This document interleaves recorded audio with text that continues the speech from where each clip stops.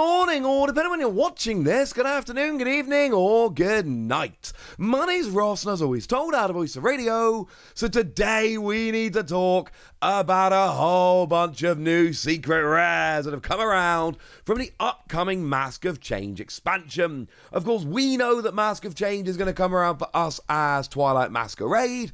They've gone and shown some secret rares, some illustration rares, and I, for one, am absolutely delighted. So let's start off with one by a brand new artist. First Pokemon card we've ever seen them do. We've got ourselves Timburr. And look, I'm going to be honest with you. Timburr is not the most exciting Pokemon ever. That's not the point. The point is, look at this redonkulous artwork. It's absolutely spectacular. And it is by a manga artist, which is honestly kind of ridiculous. You've seen a random manga artist, seeing a manga artist come in and just do an illustration rare for Pokemon just makes me very, very happy indeed. I adore this. So yeah, this is kind of awesome. The artist in question, I should actually tell you, shouldn't I? It's Yuriko Akase. And I believe the manga that they've done is Nightmare Busters. At least I've been to their Twitter and this is what I keep seeing. Seems like a fair suggestion. What Timburr actually does is 40 damage for a single energy flip a coin, and if tails, the attack does nothing. If you find a fighting weak Pokemon, bearing in mind we've got lightning, colourless, some darkness, there's like a 50-50 chance of doing 80 damage. 70 is generally what you need in order to hit decent, for KOing support Pokemon. This is actually genuinely, potentially, kind of relevant, which is awesome. It's the art that gets me more than most, but I still love this. Remember that Dipplin I showed you the other day? Remember how amazing that Dipplin I showed you the other day was? Well, now we've got an illustration rare, an art rare of that Dipplin. And look, it's all festival based. Remember, the whole point is we've got that stadium, and the stadium prevents special conditions. And if that stadium is in play, there are some Pokemon that can attack twice, including Dipplin. And I'm going to be honest with you, I'm becoming a bit of a Dipplin fanboy. Akira Kamiyama has been just knocking it out of the park. Honestly, for a while now, it's kind of ridiculous. And this art style should actually seem a little bit familiar to you, because we've seen illustration rares done by this artist in the past, and you should hopefully look at this and go, hang on a second, I know them. How about, for instance, Palafin from Obsidian Flames? Or how about the Gengar from Lost Origin? Or the Starmie from Astral Radiance, for instance? Or the Miriam from Scarlet and Violet? Yeah, Kamiyama's done some good cards. This might be my favourite among them. And of course, the attack is very, very good. The attack is that you get to do 20 damage for each of your opponent's bench Pokemon. Yeah, that's pretty good, ladies and gentlemen. That's pretty good. And remember, it can attack twice if the stadium is out. So yeah, and literally as I'm recording this, we had all these revealed on the website. We've actually had a new Froslass revealed with an artwork rare, and this one is kind of ridiculous. 2 energy, 60 damage, nah mate, nobody cares. But we've also got an ability here that says during Pokemon Checkup, put 1 damage counter on each Pokemon that has any abilities, excluding any Froslass. Now, it's a very grown-up art, which I really appreciate. But what is that ability? That ability is redonkulous. That's genuinely awesome. And you can see that there's no brackets at the end. So that text that would sometimes essentially stop you using this, yeah, it's not there right now. That text that would stop you being able to use this multiple times in one turn, stacking as we would call it, it's not there. There's nothing to stop this stacking. So if I've got 2 Froslass out, 2 damage counters go on during Pokemon Checkup onto each Pokemon that has an ability. That's 2 at the conclusion of my turn, 2 at the end of my opponent's turn, and so on and so forth. That is kind of ridiculous. There is genuine potential here. And then, of course, don't forget that we have a Froslass EX. So, like, if you're playing this Froslass, you can play the EX to combo with it as well if you're so inclined. But honestly, the ability here is kind of ridiculous. I mean, the artwork and how grown up it is really does make me happy. But yeah, this is like a legit Pokemon. And sure, it's a stage 1 and it's a little bit awkward and all of that. But the idea that I can be putting damage on all of my opponent's Pokemon with an ability every turn, yes, ladies and gentlemen, absolutely yes.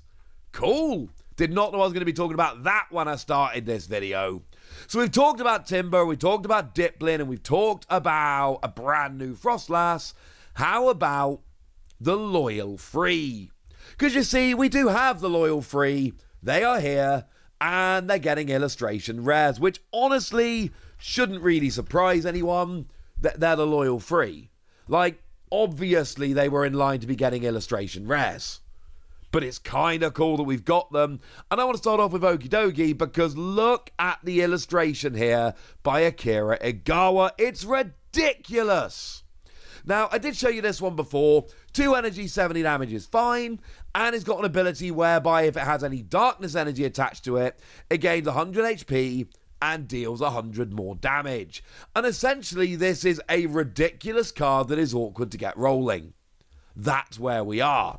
Because having an extra 100 HP on a single prizer is kind of dumb. Puts you at 230 HP as a single prize Pokemon. Being able to do an extra 100 damage is kind of dumb because that's 170 for 2 energy on a 230 HP single prize Pokemon. But really, in order to make it work, you got to have 2 fighting, 1 darkness energy attached to it. It's a super awkward Pokemon. But I'm telling you right now, it might actually be worth it, which is kind of ridiculous, honestly. Kind of ridiculous. And seriously, look at the artwork by Akira Igawa here.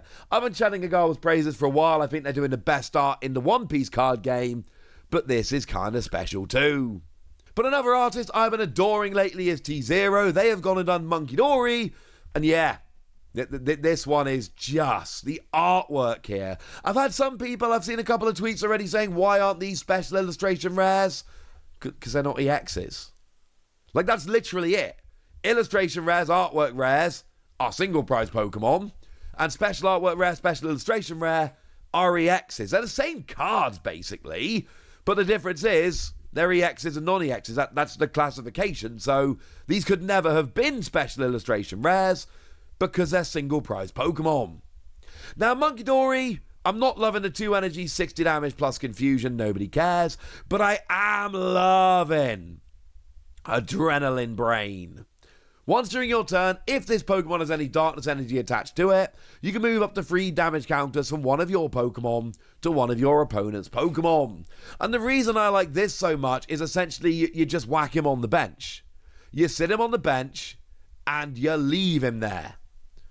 And then, yeah, you get to use its ability every turn. It's kind of brilliant. That you do have to use an energy attachment to get the energy on there or something along those lines, fine. But the reason I like this more than the others is because of the whole, you just bench it, attach your darkness energy, and it's there when you want it. But then we've got Fezandipiti, and look, I know I've just called out the other 2 artists. This is my least favourite of the 3. It's still a stunning card. And when I say it's my least favourite of the 3, I don't mean it's bad. I mean, the other 2 are like 10s and this is an 8. Still a phenomenal card. And what Fezandipiti does here is the ability says, if it's got any darkness energy attached to it and any damage is done, flip a coin. If heads prevent that damage, that's pretty useful. It only takes half the damage it would, or I suppose half the instances of damage. And then for a single psychic energy, 30 damage for each energy on this Pokemon. Clearly, I'm thinking of whacking it in a Gardevoir deck, attaching a whole bunch of energy to it, using it as a big beat stick, and actually while we're here, maybe I can just prevent all the damage being done to it, and even if I get that once, even if I flip heads once, well, that means I get 2 uses of this Pokemon doing fantastically large damage, and honestly, that seems alright by me. This is a stunning set of cards. I actually think the Dipplin is my favourite, But the Akira Igawa, amazing. The T-Zero, absolutely stunning. Seeing a new manga artist or a manga artist coming in doing their first Pokemon card is brilliant. And then randomly just having a Froslass revealed while I'm mid-recording and seeing that it's got a ridiculous ability. Yeah, this was fun. But I need to go and edit and post this now, so now it's over to you guys. Tell me which of these arts are capturing your imagination. Tell me which are your favourites. Go nuts in the comment section, but be nice. And then make sure you like this video, subscribe to this channel, follow me on Twitter at Lawasi. That's where we talk about Pokemon and a whole bunch of other card games. And please do consider checking out patreon.com/PTCG Radio, where you can support the channel, get some bonus podcasts and all kinds of fun things.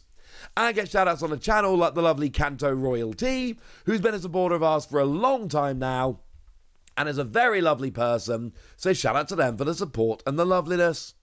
But by far the most important thing as always, look after yourselves till next time, would ya? Thank you very much for watching. My name's Ross, and you've been watching PTCG Radio.